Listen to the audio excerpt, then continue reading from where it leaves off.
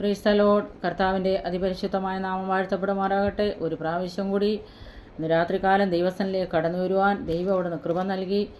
അതിനെ നന്ദിയോടെ സ്തോത്രം ചെയ്യുന്നു. എല്ലാവരെയും ദൈവവചനത്തിലേക്ക് സ്വാഗതം ചെയ്യുകയാണ്. ഇന്ന് നമ്മൾ പഠിക്കാൻ പോകുന്ന യോബേലിൻ്റെ പുസ്തകത്തിൽ ചില കാര്യങ്ങളാണ്. യോബേലിൻ്റെ പുസ്തകം 1-ാം അധ്യായത്തിൽ നമുക്ക് പ്രകാരം കാണാൻ കഴിയുന്നുണ്ട്. നമുക്ക് വായിക്കാം. പെതുവേലിൻ്റെ മകനായ യോബേലിനുണ്ടായ യഹോവയുടെ അരുളപ്പാട്. ദൈവത്തിൻ്റെ അരുളപ്പാട് കേൾക്കുന്നതായി ഒരു യോബേൽ നമുക്കിവിടെ കാണാൻ കഴിയുന്നു. യോബേൽ എന്ന് പറഞ്ഞാൽ നമുക്ക് കാണാൻ കഴിയുന്നുണ്ട്. അതിൻ്റെ ഒരു രൂപരേഖ യോബേലിൻ്റെ പുസ്തകത്തിൽ യഹൂദന്മാരുടെ ഇപ്പോഴത്തെ വിനാശം അല്ലെങ്കിൽ നാശമാണ് കാണുന്നത്. നാശം വിതയ്ക്കുന്ന വെട്ടുക്കളുടെ ബാധയെ കാണിക്കുന്നുണ്ട്. അതിനകത്ത് 1-ാം അധ്യായത്തിൽ ദേശീയ മാനസാന്തരത്തിലുള്ള പ്രവാചകൻ്റെ ആഹ്വാനത്തെ കാണുന്നുണ്ട്. യഹൂദയുടെ നിരാശജനകമായ അവസ്ഥയെ കാണിക്കുന്നുണ്ട്. യഹൂദയ്ക്കെതിരെ വരുന്നതിന് ഒരു മഹാസൈന്യം ഒരുക്കപ്പെടുന്നതായിട്ട് നമുക്ക് കാണാൻ കഴിയുന്നുണ്ട്. അങ്ങനെ ഒത്തിരി യഹോവയുടെ വരുവാനിരിക്കുന്ന ദിവസം, പുനഃസ്ഥാപനത്തിൻ്റെ പ്രാവചനിക വാക്തത്വം, പരിശുദ്ധാത്മ പകർച്ചയുടെ പ്രാവചനിക വാക്തത്വം, ന്യായവിധിയുടെയും രക്ഷയുടെയും പ്രാവചനിക വാക്തത്വം, ഇതൊക്കെ നമുക്ക് ഈ പുസ്തകത്തിൽ കാണാൻ കഴിയുന്നുണ്ട്. പ്രിയരെ, പ്രൈസ് ദി ലോർഡ്. ദൈവത്തിൻ്റെ നാമം ഈ നാളുകളിലെ നമ്മുടെ ജീവിതത്തിലും വെളിപ്പെടേണ്ടതായിട്ട് നമുക്ക് ദൈവത്തിൻ്റെ സന്നിധിയിൽ ഒരുക്കപ്പെടാം. ഇത് ഗ്രന്ഥകർത്താവ് ഇത് എഴുതിയത്, ഇതിൻ്റെ പശ്ചാത്തലത്തിൽ കാണുന്നത് യോബേൽ തന്നെയാണ് ഈ പ്രവചനം എഴുതപ്പെട്ടതെന്ന് നമുക്ക് കാണാൻ കഴിയുന്നുണ്ട്. വിഷയം യഹോവയുടെ വലുതും ഭയങ്കരമായ ദിവസത്തെക്കുറിച്ച് ഇതിനകത്ത് കാണുന്നുണ്ട്. ഇത് രചിച്ച കാലം, പ്രൈസ് ദി ലോർഡ്, അല്ലെങ്കിൽ രചനാകാലം BC 835 830 ഇടയ്ക്കായിട്ട് നമുക്ക് കാണാൻ കഴിയുന്നുണ്ട്. ഇത് പശ്ചാത്തലം കാണുകയാണെങ്കിൽ പ്രൈസ് ദി ലോർഡ്, യഹോവയാണ് ദൈവം തൻ്റെ പേരിനർത്ഥമുള്ള യോബേൽ പെതുവേലിൻ്റെ മകൻ 1:1 കാണുന്നു. പെതുവേലിൻ്റെ മകൻ എന്ന് തന്നെ പരിചയപ്പെടുത്തുന്ന ഒരു യോബേലിനെ ഇവിടെ നമുക്ക് കാണാൻ കഴിയുന്നു. സിയോനെക്കുറിച്ചും ദേവാലയ ശുശ്രൂഷയെക്കുറിച്ചും പുസ്തകത്തിലുടനീളമുള്ള തൻ്റെ അനേകം പരാമർശങ്ങൾ താൻ യഹൂദയുടെയും യെരുശലേമിൻ്റെ പ്രവാചകനായിരുന്നു എന്ന് സൂചിപ്പിക്കുന്നു. കർത്താവിൻ്റെ സത്യവചനം സംസാരിച്ച ഒരു പുരോഹിത പ്രവാചകനായിരുന്നു യിരെമ്യാവ്. 28:1 മുതൽ 5 വരെയുള്ള വാക്യങ്ങൾ വായിക്കുമ്പോൾ കാണാൻ കഴിയുന്നു. അവനെന്ന് കരുതുവാൻ പുരോഹിതന്മാരുള്ള അവൻ്റെ പരിചയം പലർക്കും കാരണമാക്കിയിട്ടുള്ളതായിട്ട് നമുക്ക് കാണാൻ കഴിയുന്നുണ്ട്. ഒരു രാജാവിനെയോ അഥവാ കാലം നിർണ്ണയിക്കാവുന്ന ചരിത്ര സംഭവങ്ങളെയും യോബേൽ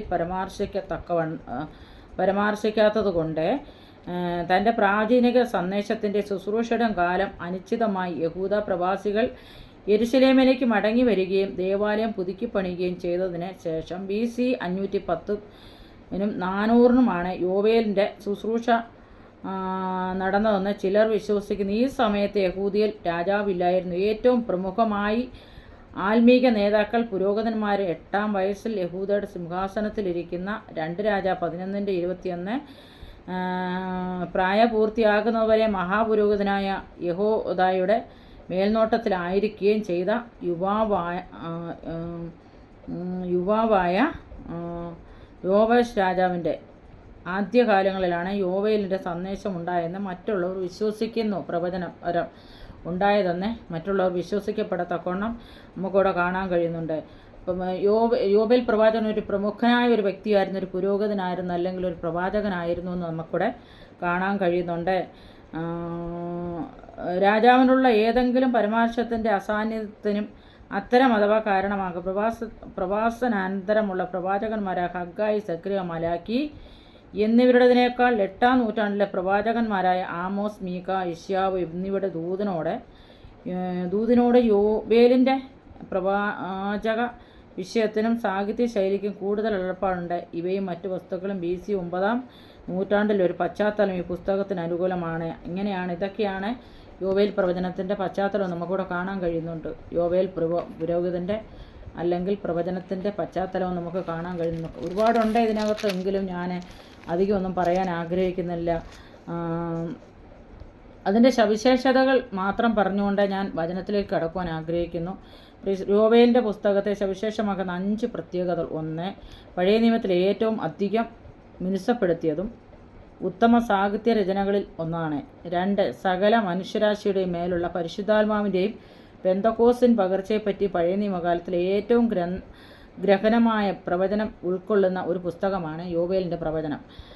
3. ആത്മീകവും സാൻമാർഗികവുമായ തകർച്ചയ്ക്കുള്ള ദൈവത്തിൻ്റെ ന്യായവിധികളായി അനേക ദേശീയ ദുരന്തങ്ങളെ, വെട്ടുക്കിളി ബാധകൾ, വരൾച്ച, ക്ഷാമം, ക്രോധാഗ്നികൾ, വിദേശ സൈനിക ആക്രമണങ്ങൾ, ഔപമമായ നാശങ്ങൾ ഇത് രേഖപ്പെടുത്തുന്നു. 4. മാനസാന്തരം, ഉണർവ്, വീണ്ടെടുപ്പ് എന്നിവ കൊണ്ടുവരുവാനായി അത്തരം പ്രകൃതി ദുരന്തങ്ങളിലും സൈനിക ആക്രമണങ്ങളിലൂടെയും കൂടെ ദൈവം ചില സമയങ്ങളിൽ പരമാധികാരത്തോടെ ചരിത്രത്തിൽ പ്രവർത്തിച്ചിരുന്നു. ഇതേ ഊന്നി പറയുന്നു. 5. ദൈവവുമായുള്ള തൻ്റെ അടുത്ത കൂട്ടായ്മയും തൻ്റെ ആത്മീക നിലവാരവും നിമിത്തം ദൈവജനത്തിൻ്റെ ചരിത്രത്തിൻ്റെ ഒരു നിർണായക ഘട്ടങ്ങൾ ഒരു രാജ്യം എന്ന നിലയിൽ നിർണായകമായി അനുഭവിക്കുവാൻ അവരെ ആഹ്വാനം ചെയ്യുവാനും ഈ അനുതാപത്തിലൂടെ ക്രിയാത്മകമായ ഫലങ്ങൾ നേടുവാനും കഴിഞ്ഞ ഒരു പ്രാവചനിക പ്രസംഗ മാതൃകയായിട്ട് പ്രവചന മാതൃകയായിട്ട് നമുക്കിവിടെ കാണാൻ കഴിയുന്നുണ്ട്.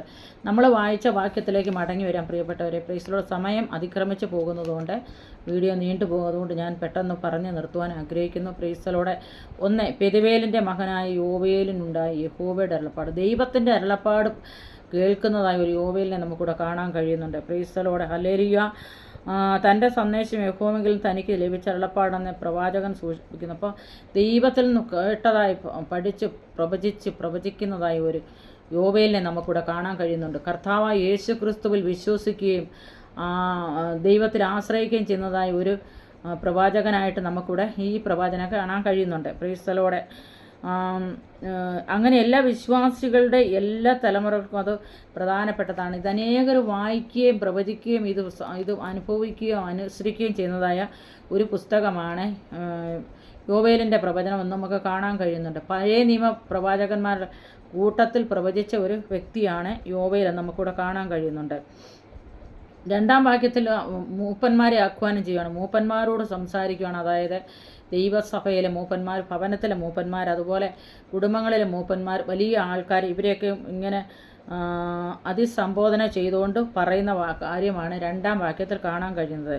ഭയാനകമായ ഒരു ദുരന്തങ്ങൾ ദൈവത്തിൽ ജനം വ്യാകുലപ്പെട്ടിരിക്കുന്നു. ഈ പ്രതിസന്ധി ദൈവത്താൽ അയക്കപ്പെട്ടതാണെന്നും മൂപ്പന്മാരും ജനവും ദൈവത്തെങ്കിലേക്ക് തിരികെ അവൻ്റെ സഹായത്തിനായി വിളിച്ചപേക്ഷിക്കുകയും ചെയ്യേണ്ടതുണ്ടെന്ന് യോവേലിൻ്റെ ആ ഒരു അഭിപ്രായത്തിന് യോവേൽ ഇങ്ങനെ വിളിച്ചു പറയുകയാണ്. മൂപ്പന്മാരെ, പ്രൈസലോടെ 2-ാം വാക്യത്തിൽ വിളിക്കുന്നു, മൂപ്പന്മാരെ ഇത് കേൾക്കുവിൻ. ദേശത്തിലേതായ ചില ആലോചനകൾ മൂപ്പന്മാരോട് വിളിച്ചു പറയുന്നതായ ഒരു യോവേലിനെ നമുക്കിവിടെ കാണാൻ കഴിയും. നിങ്ങളുടെ കാലത്തോ നിങ്ങളുടെ പിതാക്കന്മാരുടെ കാലത്തോ ഇങ്ങനെ സംഭവിച്ചിട്ടുണ്ടോ ചോദിക്കുകയാണ്. ഒരു ചോദ്യചിഹ്നം കാണുന്നുണ്ട്, ഒരു കുത്തും താഴെ കാണുന്നു. ഇത് നിങ്ങളുടെ മക്കളോടും നിങ്ങളുടെ മക്കൾ തങ്ങളുടെ മക്കളോടും അവരുടെ മക്കൾ വരുവാനുള്ള തലമുറയോടും വിവരിച്ചു പറയണം. ഈ പ്രവചനവരം അല്ലെങ്കിൽ ഈ പ്രവചനാത്മാവിൽ പ്രൈസ്തലോട് യോവേൽ പ്രവചിക്കുകയാണ്. പ്രൈസ്തലോടെ അതിൻ്റെ 4-ാം വാക്യത്തിൽ കാണുന്നു, തുള്ളൻ ദേശത്തിൽ വ്യാപിച്ച ഒരു പ്രൈസ്തലോട് കഠിന വെട്ടിക്കളിയാണ്. പ്രതിസന്ധിയുടെ രൂപം നാട്ടിൻപുറവും എല്ലാ സസ്യാദികളും നശിക്കപ്പെട്ട ഒരു ജനം കഠിന ക്ഷാമത്തെ നേരിടുകയായിരുന്നു. വെട്ടിക്കളിക്ക് വേണ്ടി ഇവരുടെ ഉപയോഗിച്ചിരുന്ന 4 വാക്കുകളുടെയും കൃത്യമായ അർത്ഥം അനിശ്ചിതമാണ്. വെട്ടിക്കളിയുടെ വളർച്ചയുടെ തുടർച്ചയായ ഘട്ടങ്ങളെ അവ പ്രതിനിധീകരിച്ചേക്കാം. പ്രൈസ്തലോടെ വെട്ടിക്കിളി എന്ന് പറയുന്നത് പല രൂപത്തിലാണ് ഈ ദൈവത്തിൻ്റെ വചനത്തിൽ പറയുന്നത്. 5-ാം വാക്യത്തിൽ മദ്യപാന്മാരെ ഉണർന്ന് കരയുവീൻ, പ്രൈസ്തലോടെ എന്നൊക്കെയും നമുക്ക് കാണാൻ കഴിയുന്നുണ്ട്. ഉണരുവാൻ പറയുന്നുണ്ട്, കരയുവാൻ കഴിയുന്നുണ്ട്. തുള്ളൻ, അതായത് നമ്മുടെ നഷ്ടങ്ങൾ, നമ്മുടെ സമ്പത്തുകൾ, നഷ്ടങ്ങൾ അപകരിച്ചുകൊണ്ട് പോകുന്നു. കുടുംബത്തിൽ സമാധാനമില്ലാതാക്കുന്നു, കുഞ്ഞുങ്ങളുടെ ഭാവി ഇല്ലാതാക്കുന്നു. മദ്യത്തിൻ്റെയും മയക്കുമരുന്നിൻ്റെ അടിമൽ കഴിയുന്ന ഒരു തലമുറ മുന്നോട്ട് പോകുന്ന അനുഭവങ്ങളെ ഇത് കണ്ടുകൊണ്ട് ദൈവം സ്വർഗത്തിൽ നിന്ന് യോവേലിന് കൊടുത്ത ദൈവിക ദർശനമാണ്, ഈ പ്രവചനമാണ്, അല്ലെങ്കിൽ പ്രവചനപരമായിട്ട് നമുക്കിവിടെ കാണാൻ കഴിയുന്നുണ്ട്. പ്രൈസ്തലോടെ മദ്യപാന്മാരോട് പറയുന്നു, ഉണർന്നു കരയുവൻ. പ്രൈസ്തലോടെ യോവേൽ പറഞ്ഞിരിക്കുന്ന ഒരേ ഒരു സ്പഷ്ടമായ പാവം മദ്യപാനാണ്. ദൈവത്തിൻ്റെ വിശുദ്ധിക്ക് എതിരായി എപ്പോഴാണ് അവർ പാപം ചെയ്യുന്നതെന്ന് അവർക്ക് മനസ്സിലാക്കുവാൻ കഴിയാത്ത വണ്ണം പാപത്തോടും ദുഷ്ടതയോടുമുള്ള അവരുടെ സാൻമാർഗിക അവബോധം മന്ദമായി തീർന്നിരിക്കുന്നു എന്നതായിരിക്കാം ഈ ഉൾപ്പെടുത്തൽ സൂചിപ്പിക്കുന്നത്. അപ്പോൾ സഭ പലതൊക്കെയും ലോകത്തിൻ്റെ വഴികൾ സ്വീകരിക്കുകയും പരിശുദ്ധാത്മാവിനെ ദുഃഖിപ്പിക്കുന്ന കാര്യങ്ങളെ ഉപേക്ഷയായി ചെയ്യുമ്പോളെ സൂക്ഷിക്കേണ്ടതെന്ന് നമുക്ക് കാണാൻ കഴിയുന്നുണ്ട്. എഫേസ്യർ 4:30 കാണാൻ കഴിയുന്നുണ്ട്. വിശ്വാസികൾ എങ്ങനെയായിരിക്കണം പൗലോസ് വിളിച്ചു പറയുന്നുണ്ട്, ആ ദൈവജനത്തിൽ വിളിച്ചു പറയുന്നുണ്ട്. വിശ്വാസത്താൽ നാം എങ്ങനെയായിരിക്കണം, വിശ്വാസികൾ എങ്ങനെയായിരിക്കണം എന്നൊക്കെയും വിളിച്ചു പറയുന്നതായിട്ട് നമുക്കിവിടെ കാണാൻ കഴിയുന്നുണ്ട്. ദൈവിക പദ്ധതിക്ക് തടസ്സമായിട്ട് പലപ്പോഴും നമ്മുടെ ജീവിതത്തിൽ പാപങ്ങൾ കടന്നു വരുന്നു, മദ്യപാനം കടന്നു വരുന്നുണ്ട്, വെറിക്കൂത്ത് കടന്നുണ്ട്, നുണ പറയുന്ന അനുഭവമുണ്ട്, കള്ളം പറയുന്ന അനുഭവമുണ്ട്, മറ്റുള്ളവരോട് ദേഷ്യപ്പെടുന്ന അനുഭവമുണ്ട്. അതൊക്കെ നമ്മുടെ ജീവിതത്തിൽ നിന്ന് മാറ്റിയെടുക്കണം എന്നതാണ് പ്രവാചകൻ ഇവിടെ വിളിച്ചു പറയുന്നതായിട്ട് നമുക്ക് കാണാൻ കഴിയുന്നത്. 6-ാം വാക്യത്തിലേക്ക് 1-ന്റെ 6-ാം വാക്യത്തിൽ ശക്തിയുള്ളതും സംഖ്യയില്ലാത്തതുമായ ഒരു ജാതി തൻ്റെ ദേശത്തിൻ്റെ നേരെ വന്നിരിക്കുന്നു. അതിൻ്റെ പല്ല് സിംഹത്തിൻ്റെ പല്ല് സിംഹിയുടെ അണപ്പല്ല് പോലെ തന്നെയെന്ന് നമുക്ക് കാണാൻ കഴിയുന്നുണ്ട്. അപ്പം നമുക്കെതിരായിട്ട് നിൽക്കുന്ന ചില ശത്രു നമ്മുടെ കുടുംബത്തിനെതിരായിട്ട്, കുഞ്ഞുങ്ങളുടെ പാപിക്കെതിരായിട്ട്, നമ്മുടെ സകലത്തിൻ്റെ എതിരായിട്ട് കടന്നു വരുന്ന ഒരു അനുഭവം നമുക്കിവിടെ പ്രവാചകനിൽ കൂടി വിളിച്ചു പറയുന്ന നമുക്ക് കാണാൻ കഴിയുന്നുണ്ട്. അനേക കാര്യങ്ങളോട് പറയുന്നുണ്ട്. ഭോജനയാകവും പാനീയാകവും യഹോവയുടെ ആലയത്തിൽ നറ്റുപോയിരിക്കുന്നു. യഹോവയുടെ ശുശ്രൂഷന്മാരായ പുരോഹിതന്മാർ ദുഃഖിക്കുന്നു. അപ്പം പാലയത്തിൽ നിന്ന് ചില നന്മകൾ നഷ്ടപ്പെട്ടു, ദൈവത്തിൻ്റെ ആ കണ്ണുനീർ അല്ലെങ്കിൽ ദൈവത്തിൻ്റെ സ്ഥലം ഒഴുക്കുന്ന കണ്ണുനീര് നഷ്ടപ്പെട്ടു, പാപബോധം നഷ്ടപ്പെട്ടു, മടങ്ങിവരവ് നഷ്ടപ്പെട്ടു. ഇതൊക്കെയും ആയിരിക്കുന്ന ഒരു അനുഭവമാണ് ഈ യോബയിൽ ദർശിക്കുന്നതായിട്ട് നമുക്ക് കാണാൻ കഴിയുന്നുണ്ട്. പ്രൈസലോട് അങ്ങനെ 1-14 വരുമ്പോൾ നമുക്ക് കാണാൻ കഴിയുന്നുണ്ട്.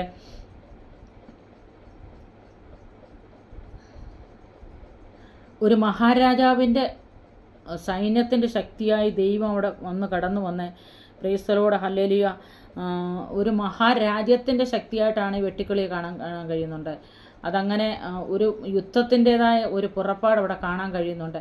അപ്രകാരമായിരിക്കുന്ന ദൈവജനത്തെ അല്ലെങ്കിൽ ആ ശത്രുക്കളെക്കുറിച്ച് നമുക്കിവിടെ കാണാൻ കഴിയുന്നു. പ്രൈസലോട് 1-14 ഒരു ഉപവാസ ദിവസം നിയമിപ്പിൻ, യഹോവയോട് നിലവിളിപ്പിൻ, ദേശത്തിൻ്റെ ഗുരുതരമായ നാശത്താലും ദൈവജനത്തിനിടയിലെ ബാധയാലും രാത്രിയിൽ. അപ്പോൾ ബാധിച്ചിരിക്കുകയാണ്. അവരുടെ നന്മയെ മുടക്കിക്കളയുന്ന അനുഭവമാണ് വെട്ടിക്കിളിയുടെ അനുഭവം, മദ്യപാനത്തിൻ്റെ അനുഭവം, തുള്ളൻ്റെ അനുഭവം, ദേശത്തിൽ വ്യാപരിച്ചിരിക്കുന്ന കഠിന വെട്ടിക്കിളിയുടെ അനുഭവം. ഇതൊക്കെയും ദേശത്തിൽ വ്യാപരിച്ചുകൊണ്ടിരിക്കുകയാണ്. ജനത്തിൻ്റെ നന്മകളെ തിന്നുകളയുന്ന അനുഭവമാണ്. അങ്ങനെയൊക്കെ ആയിരിക്കുന്ന ഒരു അനുഭവത്തിൽ നിലവിളിക്കാൻ പറയുന്നു. അത് മാത്രമല്ല, നിങ്ങളൊരു ഉപവാസം നിയമിക്കാൻ പറയുന്നു. 1-14 പറയുന്നു, ഒരു ഉപവാസം നിയമിപ്പിൻ, സഭായോഗം വിളിക്കുവിൻ, മൂപ്പന്മാരെയും ദേശത്തിലെ സകല നിവാസികളെയും നിങ്ങളുടെ ദൈവമായ യഹോവയുടെ ആലയത്തിലേക്ക് കൂട്ടിവരുത്തുവിൻ.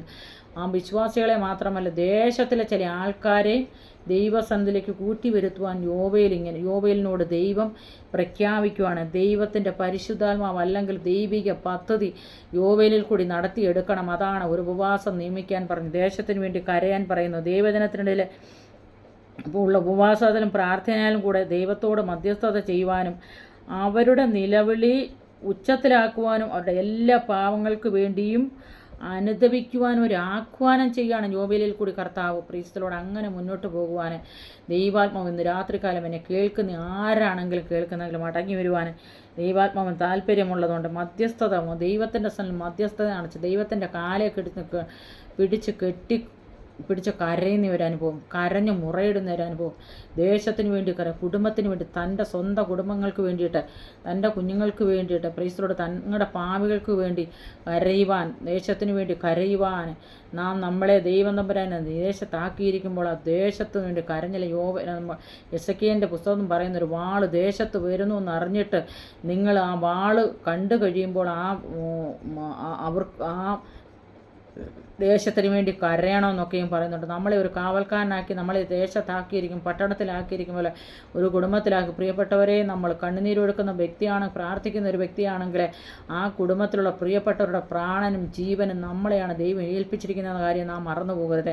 അതുമാത്രമല്ല, ഒരു സഭയിൽ നമ്മളെ ആക്കിയിരിക്കുന്നെങ്കിൽ, ഒരു സമൂഹത്തിൽ നമ്മളാക്കിയിരിക്കുന്നെങ്കിൽ, ഒരു ദേശത്ത് നമ്മളെ ആക്കിയിരിക്കുന്നെങ്കിൽ അവരുടെ പ്രാണനെ ദേശത്തിൻ്റെ പട്ടണത്തിലെ എല്ലാ ജാതികളുടെയും എല്ലാ മതസ്ഥരുടെയും അല്ലെങ്കിൽ പ്രാണനെയൊക്കെ നമ്മുടെ കരത്തിലാണ് ദൈവം ഏൽപ്പിച്ചിരിക്കുന്നതെന്നുള്ള കാര്യം നാം ഒരിക്കലും മറന്നു പോകരുത്.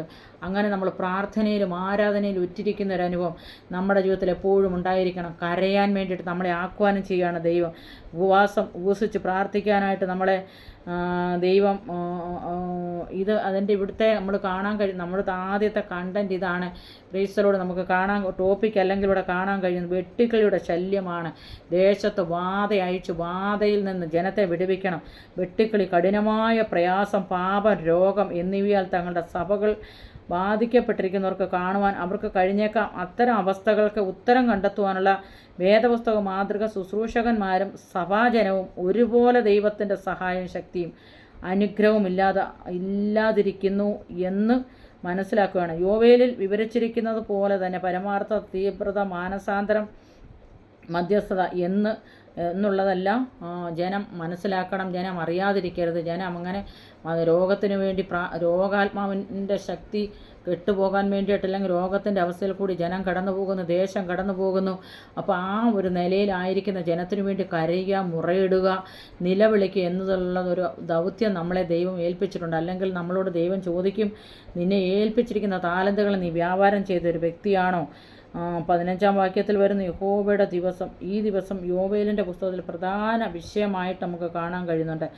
ഒന്ന്, തൻ്റെ ജനത്തിലെ അഥവാ അന്യ രാജ്യങ്ങളിലേക്കുള്ള പ്രീസ്തലോടെ ഹല്ലേലൂയ ദൈവത്തിൻ്റെ ഇപ്പോഴുള്ള ന്യായവിധി. അഥവാ 2, 7 വർഷത്തെ മഹോദരവും ഭൂമിയിൽ വാഴുവാൻ വേണ്ടിയുള്ള ക്രിസ്തുവിൻ്റെ മടങ്ങിവരവും ഉൾപ്പെടുന്ന ഈ യുഗാന്ത്യത്തിൽ സകല ദുഷ്ടന്മാരുടെയും മേലുള്ള ദൈവത്തിൻ്റെ അന്ത്യം ന്യായവിധിയെ ഇത് പരാമർശിക്കുന്നു. 1 തെസ്സലോനിക്കർ 5:2. യോവേലിൽ ഈ സമയത്ത് ദൈവത്തിൻ്റെ ഇപ്പോഴുള്ള ന്യായവിധി എന്ന് പ്രഥമമായും അത് പരാമർശിക്കുന്നത് വരുവാനുള്ള ആ ദിവസത്തിൻ്റെ ഒരു ജ്ഞാപകവും ആണെന്ന് നമുക്ക് 2-ാം അധ്യായങ്ങളിൽ ദൈവം നിർണയിച്ച അന്ത്യ ദിവസത്തെക്കുറിച്ച് യോവേൽ കൂടുതൽ സംസാരിക്കുന്നതായിട്ട് കാണുന്നുണ്ട്. 2:1 കാണുന്നുണ്ട്, കാഹളം ഊതുവിനെന്ന്. ദേശത്ത് കഷ്ടം വരുമ്പോഴും, പ്രയാസം വരും, വെട്ടുക്കിളിയുടെ അനുഭവം വരുമ്പോഴും, കാഠിന്യത്തെ അനുഭവം വരുമ്പോൾ, രോഗം വരുമ്പോഴും, ക്ഷാമം വരുമ്പോഴും നമ്മൾ കാഹളമൂതി ജനത്തിന് വേണ്ടി കരഞ്ഞ് പ്രാർത്ഥിക്കണം എന്നുള്ളതാണ് ദൗത്യം. അപ്പോൾ ദൈവത്തിൻ്റെ ആത്മപകർച്ച ജീവിതത്തിൽ ഉണ്ടാകണമെങ്കിൽ 2-ാം അധ്യായത്തിൽ നമുക്ക് കാണാൻ കഴിയുന്നുണ്ട്. ദൈവത്തിൻ്റെ വാഗ്ദത്തം ചെയ്ത ആ ആത്മപകർച്ച യഹോവയുടെ വരുവാനുള്ള ദിവസം 2-ാം അധ്യായത്തിൽ നമ്മൾ കാണുന്നു. സിയോനിൽ കാഹളം ഊതുവിൻ, എൻ്റെ വിശുദ്ധ പർവ്വതത്തിൽ അയ്യം വിളിക്കുവിൻ. യഹോവയുടെ ദിവസം വരുന്നത് കൊണ്ട്, അത് അടുത്തിരിക്കുന്നത് കൊണ്ടും ദേശത്തിലെ സകല നിവാസികൾ നടുങ്ങിപ്പോകുന്ന അനുഭവങ്ങളെ ജീവിതത്തിൽ ഉണ്ടാകണം. നമ്മൾ നടുങ്ങുന്ന ദൈവത്തെക്കുറിച്ച് നമ്മൾ ഓർക്കുമ്പോൾ ഭയപ്പെടുന്ന അനുഭവം നമ്മുടെ ജീവിതത്തിൽ ഉണ്ടാകണം. നമ്മൾ എങ്ങനെ ആയിരിക്കണമെന്ന് ഈ യോവേലിൻ്റെ പ്രവചനത്തിൽ കർത്താവ് പറയുന്നുണ്ട്. പ്രൈസ്തലോടെ 2-ാം വാക്യത്തിൽ പറയുന്നു, ഇരുട്ടും അന്ധകാരമുള്ളൊരു ദിവസം, മേഘവും കൂരിട്ടുമുള്ളൊരു ദിവസം തന്നെ, പർവ്വതങ്ങളിൽ പറഞ്ഞിരിക്കുന്ന പ്രഭാതം പോലെ പെരുപ്പവും ബലമുള്ള ഒരു ജാതി, അങ്ങനെയുള്ളത് പണ്ടും ഉണ്ടായിട്ടില്ല, ഇനി മേലാൽ തലമുറയുള്ള ആണ്ടുകളോളം ഉണ്ടാകുകയുമില്ല. അപ്പം അങ്ങനെ ഒരു ഇരുട്ടിൻ്റെ, അന്ധകാരത്തിൻ്റെ അനുഭവം ജീവിതത്തിൽ കടന്നു വരാൻ പോകുന്ന, ദേശത്ത് കടന്നു പോകാൻ വരുന്ന കർത്താവിൻ്റെ 2-ാം വരവ് കഴിയുമ്പോൾ ദേശം ഇരുണ്ടു പോകുന്ന അനുഭവമാണ്. വിളിച്ചു പറയുകയാണ്, യോവേൽ വിളിച്ചു പറയുകയാണ്, അനുദപിക്കുവാൻ പറയുന്നു. അനുദപിക്കാനുള്ള ആഹ്വാനം നമ്മളോട് പറയുകയാണ്. അല്ലെങ്കിൽ ദൈവിക വാഗ്ദത്വം നമ്മുടെ ജീവിതത്തിൽ നിറവേറണമെങ്കിൽ ദൈവിക പരിശുദ്ധാത്മാവിൻ്റെ പകർച്ച നമ്മുടെ ജീവിതത്തിൽ പ്രാപിച്ചെടുക്കണം. ഇതൊക്കെയാണ് യോവേൽ നമ്മളോട് ആഹ്വാനം ചെയ്യുന്നത്, അല്ലെങ്കിൽ വിളിച്ചു പറയുന്നത് ഇപ്രകാരമാണ്. 2:12 കാണുന്നു. 12 എന്നാൽ ഇപ്പോഴെങ്കിലും നിങ്ങൾ പൂർണ്ണ ഹൃദയത്തോടെ, നമ്മൾ പകുതി ഹൃദയമല്ല ദൈവത്തിന് കൊടുക്കേണ്ടത്. ക്രൈസ്തലോടെ നമ്മൾ പൂർണ്ണ ഹൃദയത്തോടെ ദൈവസന്നിധിയിൽ കടന്നു വരണം. ക്രൈസ്തലോടെ നിങ്ങൾ ഇപ്പോഴെങ്കിലും പൂർണ്ണ ഹൃദയത്തോടും ഉപവാസത്തോടും പ്രാർത്ഥനയോടും, അതായത് നമ്മൾ ഉപവസിക്കണം, പ്രാർത്ഥിക്കണം, അല്ലെങ്കിൽ കരയണം, വിലാപം ചെയ്യണം, എങ്കിലേക്ക് തിരിവിൻ എന്ന് യഹോവയുടെ അരുളപ്പാട്. ദൈവത്തിൻ്റെ ശബ്ദമാണ് കേൾപ്പിക്കുന്നത്. യോവേലിൽ കൂടി ദൈവ ശബ്ദം നമ്മളെ കേൾപ്പിക്കുകയാണ്. നമ്മൾ കരയുവാൻ, അനുദപിക്കുവാൻ ഒരാഹ്വാനം പറയുകയാണ്. കരഞ്ഞു, എന്നാൽ ഇപ്പോഴെങ്കിലും, ഈ ഒരു സമയത്ത്, കഴിഞ്ഞ നാളുകളുടെ പ്രാർത്ഥനയല്ല, കഴിഞ്ഞ നാളത്തെ ആരാധനയല്ല, കഴിഞ്ഞ നാളത്തെ ക്രിസ്ത്യ ജീവിതമല്ല, എന്നാൽ ഇപ്പോൾ കരയുവാൻ ദൈവാത്മാവ് നമ്മളോട് സംസാരിക്കുകയാണ്. എന്നാൽ ഇപ്പോഴെങ്കിലും നിങ്ങൾ പൂർണ്ണ ഹൃദയത്തോടും ഉപവാസത്തോടും കരച്ചിലോടും വിലാപത്തോടും കൂടെ എങ്കിലേക്ക് തിരിവിൻ. അപ്പോൾ നമ്മൾ വിലപിക്കുക, കരയുക, വെണ്ണീറിലിരിക്കുക, കരയുക, നമ്മൾ കർത്താവിൻ്റെ കാലിൽ കെട്ടിപ്പിടിച്ച് കരയുക. നമ്മുടെ ജീവിതത്തിലെ പ്രശ്നങ്ങളെ തരണം ചെയ്യുവാൻ കഴിയാതെ വരുമ്പോൾ നമ്മൾ കരയുന്ന ഒരു അനുഭവം നമ്മുടെ ജീവിതത്തിൽ ഉണ്ടായിരിക്കണം. എന്നിട്ട് 13-ാം വാക്യത്തിൽ പറയുന്നു, വസ്ത്രങ്ങളെയല്ല ഹൃദയങ്ങളെ തന്നെ. വസ്ത്രങ്ങളെ കീറുന്ന അനുഭവമല്ല. പഴയ നിയമകാലത്ത് ഭക്തന്മാർ വസ്ത്രം കീറി രട്ടിലിരിക്കുന്ന അനുഭവമായിരുന്നു. എന്നാൽ യോവേൽ വിളിച്ചു പറയുന്നത് അങ്ങനെയല്ല. നിങ്ങൾ വസ്ത്രം കീറുവാനല്ല പറയുന്നത്, നിങ്ങളുടെ ഹൃദയങ്ങളെ കീറിയിട്ട് ദൈവസന്നിധിയിലേക്ക് തന്നെ അടുത്തു വരും. നിങ്ങളുടെ ദൈവമായ യഹോവയുടെ അടുക്കിലേക്ക് തിരിവിൻ. അവൻ കൃപയും കരുണയും ദീർഘക്ഷമയും മഹാദൈവം ഉള്ളവനാണെന്ന്. നമ്മൾ ദൈവസന്നിധിയിലേക്ക് തിരിഞ്ഞ് കരയുന്ന ഒരു അനുഭവം നമ്മുടെ ജീവിതത്തിൽ ഉണ്ടാകണം. പ്രൈസ്തലോടെ നമ്മൾ തകർക്കപ്പെട്ട ഒരു അനുഭവം നമ്മുടെ ജീവിതത്തിലുണ്ടാകും. ഹൃദയങ്ങൾ ദൈവത്തിൻ്റെ തകർക്കപ്പെട്ട നുറുങ്ങപ്പെട്ട ഒരു അനുഭവം നമ്മുടെ ജീവിതത്തിൽ ഉണ്ടാകണം. അങ്ങനെ നുറുങ്ങപ്പെട്ടവരായിട്ട് നമ്മൾ ദൈവസന്നിധിയിലേക്ക് കടന്നു വന്ന് ഹൃദയങ്ങളെയും വസ്ത്രങ്ങളെ കീറുന്നത് പോലെ തന്നെ ഹൃദയങ്ങളെ കീറി ദൈവസന്നിധിയിലേക്ക് കടന്നു വരുവാനാണ് യോവേൽ നമ്മളോട് ഇന്ന് രാത്രികാലം വിളിച്ചു പറയുന്നത്. Price the lord, hallelujah. തൻ്റെ ജനം അവരുടെ പാപങ്ങളെ വിട്ട് ദൈവത്തെങ്കിലേക്ക് തിരിയുമെങ്കിൽ അവരോട് മനസ്സലിവുണ്ടാകും. തൻ്റെ ജനം പരമാർത്ഥമായി അനുദപിക്കുമെങ്കിൽ അവരോട് കരുണയും ദയയും കാണിക്കുക എന്നത് ദൈവത്തിൻ്റെ സ്വഭാവമാണ്. ദൈവത്തിൻ്റെ സ്വഭാവം ഇതാണ്. ദൈവത്തോട് കരയുന്ന ജനത്തിന് ആ കരച്ചിലിൻ്റെ ശബ്ദത്തിൻ്റെ നടുവിൽ ഇറങ്ങി വന്ന് ഒരിക്കലും കണ്ടിട്ട് കടന്നു പോകത്തില്ല. അതിന് മറുപടി കർത്താവ് കൊടുക്കുന്നതായിട്ട് നമുക്കിവിടെ കാണാൻ കഴിയുന്നുണ്ട്.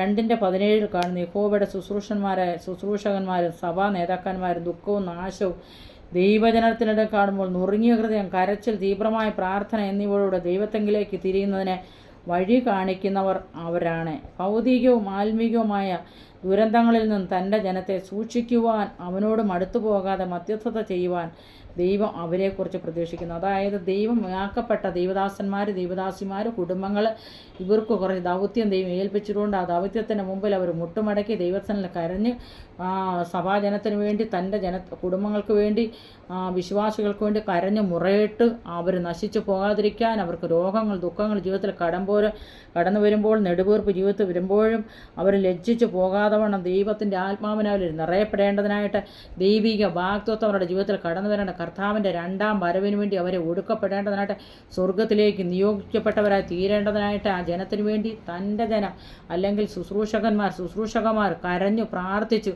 ദൈവസന്നിധിയിലേക്ക് അടുത്തു വന്നു ജനത്തെ അനുഗ്രഹിക്കുന്ന ഒരു അനുഭവത്തിലേക്ക് താങ്കൾ കടന്നു വരണമെന്നാണ് ദൈവത്തിൻ്റെ പരിശുദ്ധാത്മാവ് ദൈവവചനത്തിൽ കൂടി പറയുന്നത്. 2:18 അങ്ങനെ യഹോവ തൻ്റെ ജനത്തെ ആദരിക്കുന്നു. 2:18 കാണുന്നു ദൈവത്തെ അവരുടെ കരച്ചിലുകൊണ്ട് അങ്ങനെ യഹോവ തൻ്റെ ദേശത്തിന് വേണ്ടി തീഷ്ണത കാണിച്ച് തൻ്റെ ജനത്തെ ആദരിച്ച് ബഹുമാനിക്കുന്നതായ ഒരു കാര്യം നമുക്ക് ഇത്രയും കാര്യങ്ങൾ ചെയ്തു കഴിയും. മേൽപ്പറഞ്ഞ ഇത്രയും കാര്യങ്ങൾ യഹോവ തൻ്റെ ജനത്തിന് ഉത്തരമരുളിയത്, ഞാൻ നിങ്ങൾക്ക് ധാന്യവും വീഞ്ഞും എണ്ണയും നൽകും, നിങ്ങൾ അതിനാൽ തൃപ്തി പ്രാപിക്കും, ഞാൻ ഇനി നിങ്ങളെ ജാതികളുടെ ഇടയിൽ നിന്നയാക്കുകയില്ല. അപ്പോൾ അവർക്ക് നഷ്ടപ്പെട്ടത് മുഴുവനും ഈ 19-ലും 18-ാം വാക്യം 19-ാം വാക്യം വായിക്കുമ്പോൾ 2:18-19 മടക്കി കൊടുക്കുന്ന ഒരു ദൈവത്തെ നമുക്കിവിടെ കാണാൻ കഴിയുന്നുണ്ട്. കരഞ്ഞു പ്രാർത്ഥിച്ചു, ഉപവസിച്ചു പ്രാർത്ഥിച്ചു, ഹൃദയങ്ങളെ കീറി കരഞ്ഞു പ്രാർത്ഥിച്ചു വന്ന അല്ലെങ്കിൽ യോവേലിൻ്റെ കൂട്ടരും ആ സഭയുള്ള വിശ്വാസികളും ആ ദേശത്തിലുള്ള ആൾക്കാരും കരഞ്ഞ് ദൈവസനിലേക്ക് കടന്നു വന്നു കഴിഞ്ഞപ്പോൾ നഷ്ടപ്പെട്ടതിനെയൊക്കെ മടക്കി കൊടുക്കുന്നതായിട്ട് നമുക്കിവിടെ കാണാൻ കഴിയുന്നു. അങ്ങനെ യഹോവ തൻ്റെ ദേശത്തിനു വേണ്ടി തീഷ്ണത കാണിച്ചു, തൻ്റെ ജനത്തെ ആദരിച്ച് യഹോവ തൻ്റെ ജനത്തിന് ഉത്തരമരുളിയത്, ഞാൻ നിങ്ങൾക്ക് ധാന്യവും വീഞ്ഞും എണ്ണയും നൽകും, നിങ്ങളതിനാൽ തൃപ്തി പ്രാപിക്കും, ഞാൻ ഇനി നിങ്ങളെ ജാതികടയിൽ നിന്നയാക്കൂല. അവർ ഒത്തിരി നിന്നയായ സമയം അനുഭവിച്ച സമയമാണെന്ന് നമുക്ക് കാണാൻ കഴിയുന്നുണ്ട്. കുറിവാക്യത്തിലേക്ക് ഒരു പ്രാവശ്യം നമുക്ക് കടന്നു വരാം. Praise the lord, hallelujah. പെതുവേലിൻ്റെ മകനായ 1:1 യോബേലിനുണ്ടായ യഹോവയുടെ അരുളപ്പാട്. ദൈവത്തിൻ്റെ അരുളപ്പാട്. വെട്ടിക്കിളിയുടെ മൂപ്പന്മാരെ ഇത് കേൾക്കുവിൻ. വെട്ടിക്കിളിയുടെ വാദ അവരുടെ ജീവിതത്തിൽ കടന്നു വന്നു. Price the lord, hallelujah. അപ്പോൾ ശക്തിയുള്ളതും സംഖ്യയില്ലാത്തതുമായ ഒരു ജാതി പ്രദേശത്തിന് പേരെ വന്നിരിക്കുന്ന ഒരു യുദ്ധത്തിൻ്റെതായ സന്നദ്ധതയോട് കടന്നു വന്നവരുടെ സകലതും നഷ്ടപ്പെടുത്തിയതായ ഒരു ദേശത്തെക്കുറിച്ച് അല്ലെങ്കിൽ ഒരു സഭയെക്കുറിച്ച് അല്ലെങ്കിൽ ഒരു സമൂഹത്തെക്കുറിച്ച് നമുക്ക് കാണാൻ കഴിയും. നഷ്ടപ്പെട്ട് തിരിച്ചവർ 2-ാം വാക്യത്തിൽ 18-ഉം 19-ലും നമ്മൾ വായിക്കുമ്പോൾ അതവർക്ക് മടക്കി കൊടുക്കുന്ന ഒരു ദൈവത്തെ നമുക്കിവിടെ കാണാൻ കഴിയുന്നുണ്ട്. പ്രിയപ്പെട്ടവരെ, ഇന്ന് രാത്രികാലം ദൈവം നമുക്ക് എവിടെയെങ്കിലും നഷ്ടപ്പെട്ട് നമ്മുടെ ജീവിതത്തിൽ എന്തെങ്കിലും നന്മ നഷ്ടപ്പെട്ടു പോയിട്ടുണ്ടെങ്കിൽ ആ നന്മയെ നടക്കി തരുവാൻ സർവശക്തനായ ദൈവത്തിന് കഴിയുമെന്ന് പറഞ്ഞുകൊണ്ട് ഞാൻ എൻ്റെ വാക്കുകളെന്ന് വിരമിക്കുന്നു. ദൈവം നമ്മളെ അനുഗ്രഹിക്കട്ടെ. നാളെ ഒരു പുതിയ ആലോചനയുമായിട്ട് ദൈവസനിൽ കടന്നു വരുവാൻ ആഗ്രഹിക്കുന്നു. ദൈവം നമ്മളെ അനുഗ്രഹിക്കട്ടെ എന്ന് പറഞ്ഞുകൊണ്ട് ഗോഡ് ബ്ലസ് യു. എല്ലാവരെയും കർത്താവ് മാനിച്ചാട്ടെ.